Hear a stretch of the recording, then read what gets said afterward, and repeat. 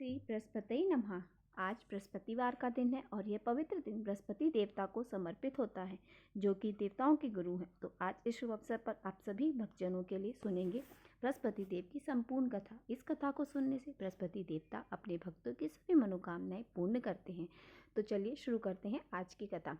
बृहस्पतिवार की व्रत कथा के अनुसार एक समय की बात है। भारतवर्ष में एक राजा राज्य करते थे। वो बहुत प्रतापी और दानी थे। नित्य प्रतिदिन मंदिर में भगवान के दर्शन करने जाते। वह ब्राह्मण और गुरु की सेवा किया करते थे।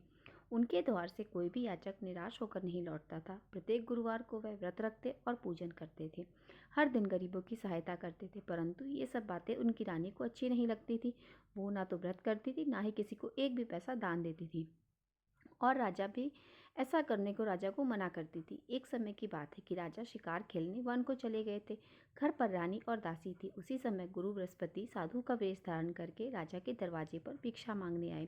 साधु ने रानी से भिक्षा मांगी तो वह कहने लगी, हे साधु महाराज, मैं इस दान और पुण्य से तंग आ गई हूँ।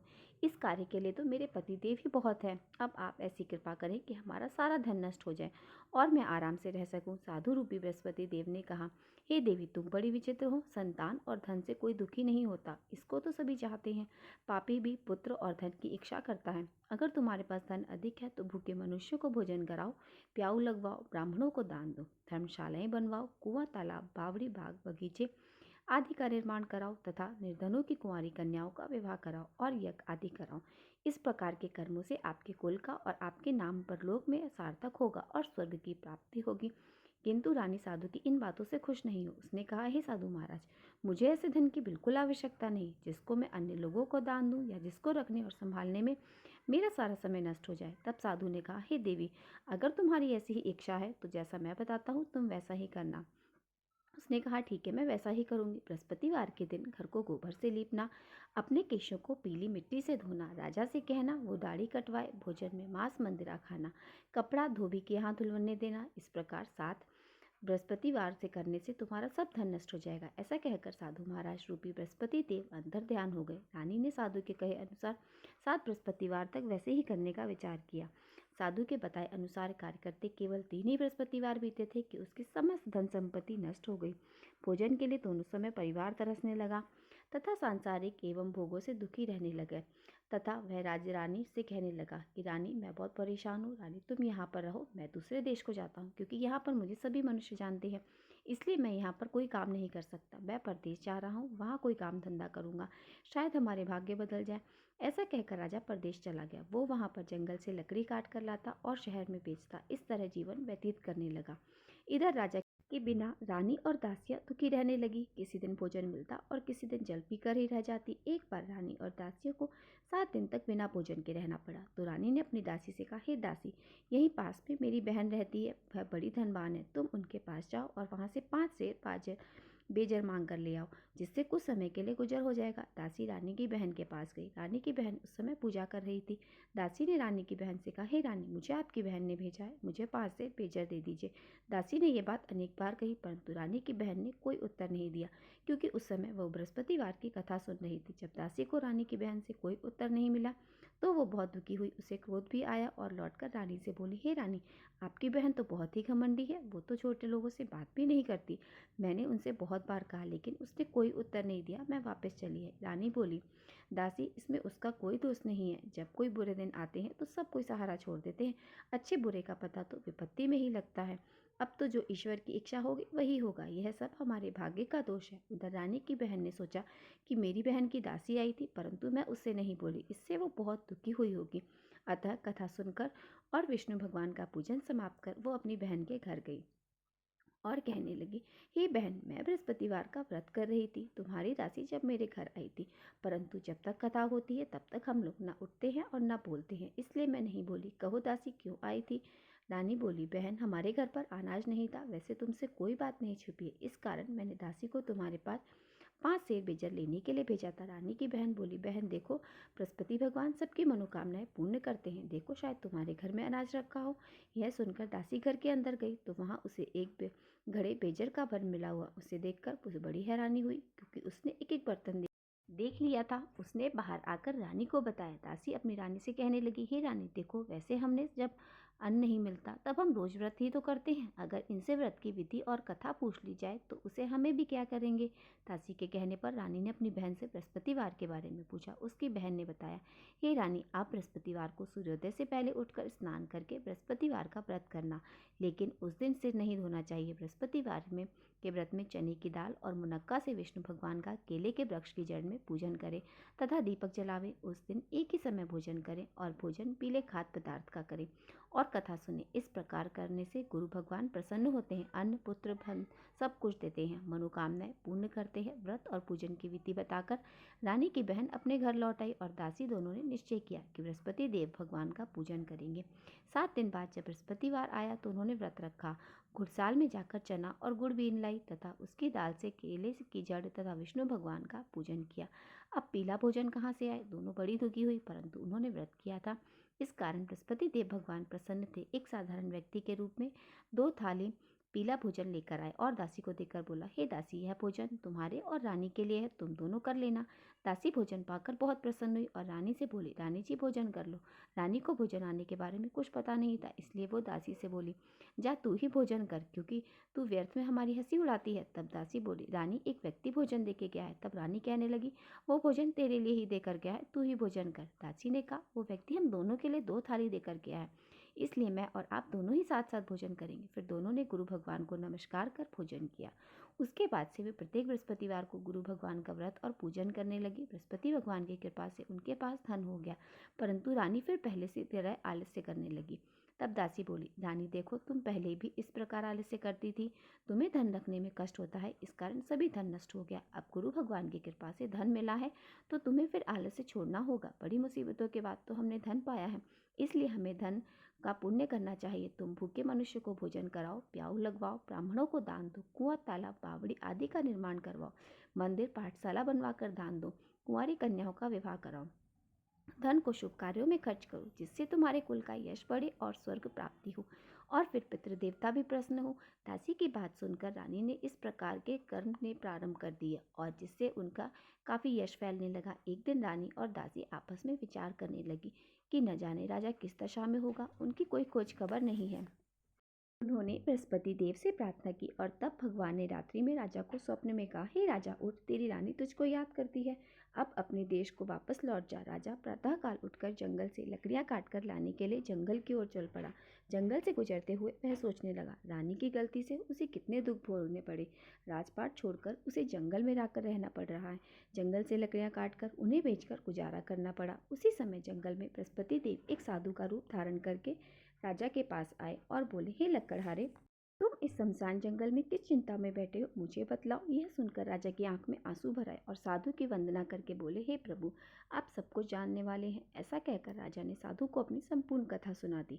महात्मा दयालु होते हैं। वे राजा से बोले, हे राजा, तुम्हारी पत्नी ने बृहस्पति देव के प्रति अपराध किया था, जिसके कारण तुम्हारी यह दशा हुई थी। अब तुम किसी प्रकार की चिंता मत करो, भगवान तुम्हें पहले से अधिक धन देंगे। देखो, तुम्हारी पत्नी ने बृहस्पतिवार का व्रत करना प्रारंभ कर दिया है। अब तुम भी बृहस्पतिवार का व्रत करके चने की दाल और गुड़ जल के लोटे में लेकर केले का पूजन करो, फिर कथा कहो या सुनो, भगवान तुम्हारी सब मनोकामनाओं को पूर्ण करेंगे। साधु को प्रसन्न देख राजा बोले, हे प्रभु, मुझे लकड़ी बेचकर इतना पैसा नहीं मिलता जिससे भोजन करने के उपरांत कुछ बचा सकूं, और मैंने रात्रि में रानी को व्याकुल देखा है। मेरे पास कोई साधन नहीं जिससे समाचार जान सकूं, फिर मैं बृहस्पतिवार की कथा या कहानी कैसे कहूँ, मुझे तो कुछ भी नहीं मालूम। साधु ने कहा, हे राजा, तुम किसी बात की चिंता मत करो। बृहस्पतिवार के दिन तुम रोजाना की तरह लकड़ियां लेकर शहर में जाओ, तुम्हें रोज से 2 गुना धन प्राप्त होगा, जिससे तुम भली भांति भोजन कर लोगे और बृहस्पति देव की पूजा का सामान भी आ जाएगा। बृहस्पतिवार की कथा इस प्रकार है। प्राचीन काल में एक बहुत ही निर्धन ब्राह्मण था। उसकी कोई संतान नहीं थी। वो नित्य पूजा करता था, परंतु उसकी पत्नी बहुत मलिन के साथ रहती थी। वह ना तो स्नान करती, ना किसी देवता की पूजा करती, प्रातःकाल उठते ही सबसे पहले भोजन करती, बाद में कोई अन्य कार्य करती। ब्राह्मण देवता बहुत दुखी रहते थे, पत्नी को बहुत समझाते, किंतु कोई परिणाम नहीं निकलता। भगवान की कृपा से ब्राह्मण की पत्नी के कन्या उत्पन्न हुई।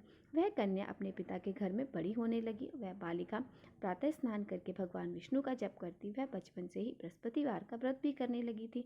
पूजा पाठ समाप्त कर स्कूल जाती तो अपनी मुट्ठी में जौ भर कर ले जाती और पाठशाला जाने के मार्ग में डालती जाती। वहीं जौ जब वो वापस आती तो सोने के मिलते, वह उनको बीन कर घर में ले आती। एक दिन वो बालिका सूप में उस सोने के जौ को फटक कर साफ कर रही थी। तभी उसकी माँ ने देख लिया और कहने लगी, बेटी, सोने के जौ को फटकने के लिए तो सोने का सूप चाहिए होता है। दूसरे दिन गुरुवार था। उस कन्या ने व्रत रखा और बृहस्पति देव से प्रार्थना करके कहा, हे प्रभु, यदि मैंने सच्चे मन से आपकी पूजा की है तो मुझे सोने का सूप दे दो। बृहस्पति देव ने उसकी प्रार्थना स्वीकार कर ली। रोजाना की तरह वह कन्या जब जौ फैलाती हुई पाठशाला चली गई और पाठशाला से लौटकर जब वो जौ बीन रही थी तो बृहस्पति देव की कृपा से उसे सोने का सूप मिला। उसे वो घर ले आई और उससे जौ साफ करने लगी, परंतु उसकी माँ का वही ढंग रहा। एक दिन की बात है, वो कन्या सोने के सूप में जौ साफ कर रही थी। उस समय उस नगर का राजकुमार वहां से होकर निकला। इस कन्या के रूप और सोने के सूप में जौ को साफ करते थे वो उस कन्या पर मोहित हो गया। राजमहल आकर वह भोजन था और जल त्याग को ताक कर उदास होकर लेट गया। राजा को जब राजकुमार द्वारा अन्य जल त्यागने का समाचार मिला तो अपने मंत्रियों के साथ वो अपने पुत्र के पास आए और बोले, हे बेटा, तुम्हें किस बात का कष्ट है? किसी ने अपमान किया है अथवा कोई और कारण है? मुझे बताओ, मैं वही करूँगा जिससे तुम्हें प्रसन्नता हो। तब राजकुमार ने अपने पिता की बातें सुनी और बोला, मुझे आपकी कृपा से किसी बात का दुख नहीं है। किसी ने मेरा अपमान नहीं किया, परंतु मैं उस लड़की के साथ विवाह करना चाहता हूँ जो सोने के सूप में जौ साफ कर रही थी। यह सुनकर राजा आश्चर्य में पड़ गया और बोला, बेटा, इस तरह की कन्या का पता तुम ही लगाओ, मैं उसके साथ तुम्हारा विवाह अवश्य ही करवा दूंगा। राजकुमार ने राजा को इस लड़की के घर का पता बतलाया। मंत्री उस लड़की के घर पे गया और राजा का आदेश देकर ब्राह्मण को सुनाया। कुछ दिन बाद कन्या का विवाह राजकुमार के साथ संपन्न हो गया। कन्या के घर से जाते ही उस ब्राह्मण के घर में पहले की तरह से फिर से उदासी छा गई। अब भोजन के लिए भी अन्न बड़ी मुश्किल से मिलता था। एक दिन दुखी होकर ब्राह्मण अपनी पुत्री से मिलने गया। बेटी ने पिता की दुखी अवस्था को देखा और अपनी माँ का समाचार पूछा। ब्राह्मण देवता ने सभी हाल कह सुनाया। तब कन्या ने बहुत सारा धन देकर अपने पिता को विदा कर दिया। इस तरह ब्राह्मण का कुछ समय सुखपूर्वक दिन बीते, लेकिन कुछ दिन बाद फिर वही हाल हो गया। ब्राह्मण फिर अपनी कन्या के यहाँ गया और सभी हाल बताया तो पुत्री कहने लगी, हे पिताजी, आप माता जी को यहाँ ले वालो, मैं उन्हें यह पूरी विधि बता दूंगी जिससे गरीबी दूर हो जाएगी। जब ब्राह्मण देवता अपनी पत्नी को साथ लेकर अपनी पुत्री के पास राजमहल पहुंचे तो पुत्री अपनी माँ को समझाने लगी, हे माँ, तुम प्रातःकाल उठकर प्रथम स्नान आदि करके विष्णु भगवान का पूजन करो तो सब दरिद्रता दूर हो जाएगी। परंतु उसकी माँ ने उसकी एक नहीं मानी। वह प्रातःकाल उठकर अपनी पुत्री का बचा जूठन खा लेती थी। एक दिन उसकी पुत्री को बहुत गुस्सा आया। उसने एक रात कोठरी से सारा सामान निकाल दिया और उसने अपनी माँ को बंद कमरे में बंद कर दिया। प्रातः ही उसने उसे कमरे से निकाला और स्नान आदि करके पूजा पाठ करवाया तो उसकी माँ की बुद्धि ठीक हो गई। इसके बाद वह नियम से पूजा पाठ करती और प्रत्येक बृहस्पतिवार को व्रत करने लगी। इस व्रत के पुण्य प्रभाव से उसकी माँ भी बहुत धनवान हो गई और बृहस्पति देवता के प्रभाव से स्वर्ग को गई। वह ब्राह्मण भी सुखपूर्वक उस लोक का सुख भोग कर स्वर्ग को प्राप्त हुआ। इस तरह कहानी कहकर साधु महाराज वहां से लौट गए और उन्होंने कहा कि आप इस कहानी को बृहस्पतिवार के दिन जरूर पढ़ा करना। धीरे धीरे समय बीतने लगा। फिर बृहस्पतिवार का दिन आया। राजा जंगल से लकड़ी काटकर किसी शहर में बेचने गए। उसे उस दिन और दिनों से अधिक धन मिला। राजा ने चना गुड़ आदि लाकर बृहस्पतिवार का व्रत किया। उस दिन से उसके सभी कलेश दूर हुए। परंतु अब अगले गुरुवार का दिन आया तो वह बृहस्पतिवार का व्रत करना भूल गया। इस कारण बृहस्पति भगवान नाराज हो गए। उस दिन उस नगर के राजा ने विशाल यज्ञ का आयोजन किया था तथा समस्त राज्य में घोषणा करवा दी थी कि कोई भी मनुष्य अपने घर में भोजन ना बनाए और आग भी ना जलाए। समस्त जनता मेरे यहाँ भोजन करने आए। इस आज्ञा को जो ना मानेगा उसको फांसी की सजा दी जाएगी। राजा की आज्ञा अनुसार राज्य के सभी निवासी राजा के भोज में सम्मिलित हुए, लेकिन लकड़हारा कुछ देर से पहुंचा, इसलिए राजा उसको अपने साथ महल में ले गए। तब राजा लकड़हारे को भोजन करा रहे थे तो रानी की दृष्टि उस खूंटी पर पड़ी जिस पर उसका हार लटका हुआ था। उसे हार खूंटी पर लटका नहीं दिखाई दिया तो निश्चय हो गया कि मेरा उस हार को लकड़हारे ने चुरा लिया। उसी समय उसने सैनिक बुलवाकर उसे कैद खाने में डलवा लिया। जब लकड़हारा कारागार में गया तो वो बहुत दुखी होकर विचार करने लगा कि न जाने कौन से पूर्व जन्म के कर्म है जो मुझे ये दुख प्राप्त हुआ, और उसी साधु को याद करने लगा जो जंगल में मिला था।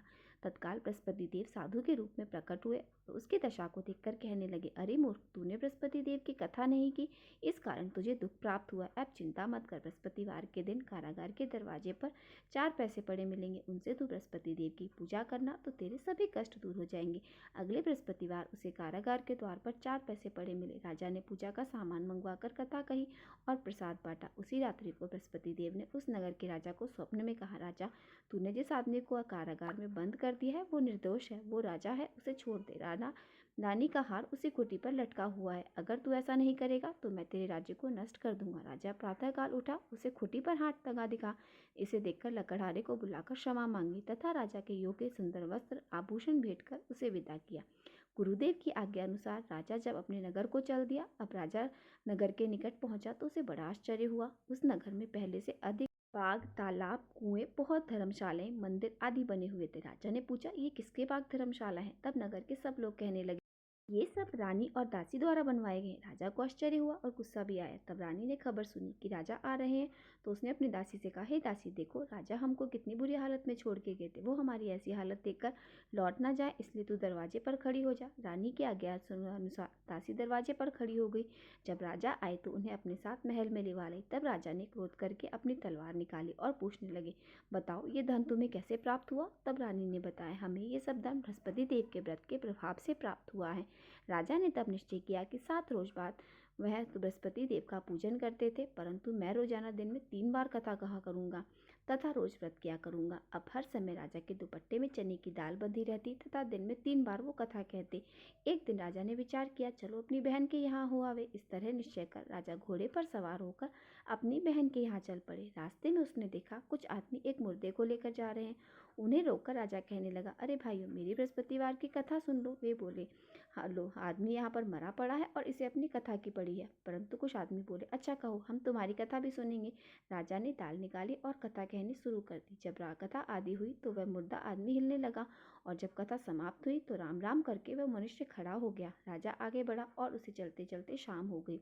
आगे मार्ग में उसे किसान खेत में हल में चलाता मिला। राजा उससे बोले, अरे भैया, तुम मेरी बृहस्पतिवार की कथा सुन लो। किसान बोला, जब तक मैं तेरी कथा सुनूंगा तब तक 4 हरैया जोत लूंगा।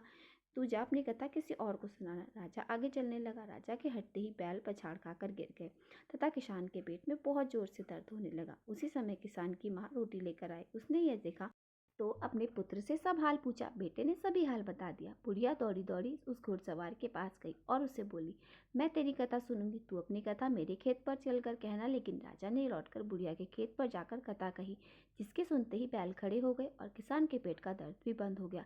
अब राजा अपनी बहन के घर पहुंच गया। बहन ने भाई की खूब मेहमानी की और दूसरे दिन प्रातःकाल राजा जगा तो देखने लगा कि सब लोग भोजन कर रहे हैं। राजा ने अपनी बहन से पूछा कि कोई ऐसा मनुष्य है जिसने भोजन ना किया हो, जो मेरी बृहस्पतिवार की कथा सुन ले। बहन बोली, भैया, यह देश ऐसा ही है, पहले यहाँ के लोग भोजन करते हैं, बाद में अन्य काम करते हैं। अगर पड़ोस में कोई हो तो देख कर आती हूँ। ऐसा कहकर बहन देखने चली गई, परंतु उसे कोई भी ऐसा व्यक्ति नहीं मिला जिसने भोजन नहीं किया। फिर वह एक कुम्हार के घर गई जिसका लड़का बीमार था। उसे पता चला कि उसके यहाँ 3 दिन से किसी ने भोजन नहीं किया। रानी ने अपने भाई की कथा सुनने के लिए कुम्हार से कहा तो वह तैयार हो गया। तब राजा ने जाकर बृहस्पतिवार की कथा कही, जिसको सुनकर उसका लड़का ठीक हो गया। अब तो राजा की प्रशंसा होने लगी। एक दिन राजा ने अपनी बहन से कहा, हे बहन, अब मैं अपने घर को जाऊंगा, तुम भी तैयार हो जाओ। राजा की बहन ने अपनी सास से अपने भाई के साथ जाने की आज्ञा मांगी तो सास बोली, चली जा, परंतु अपने लड़कों को लेकर मत जाना, क्योंकि तेरे भाई की कोई संतान नहीं होती है।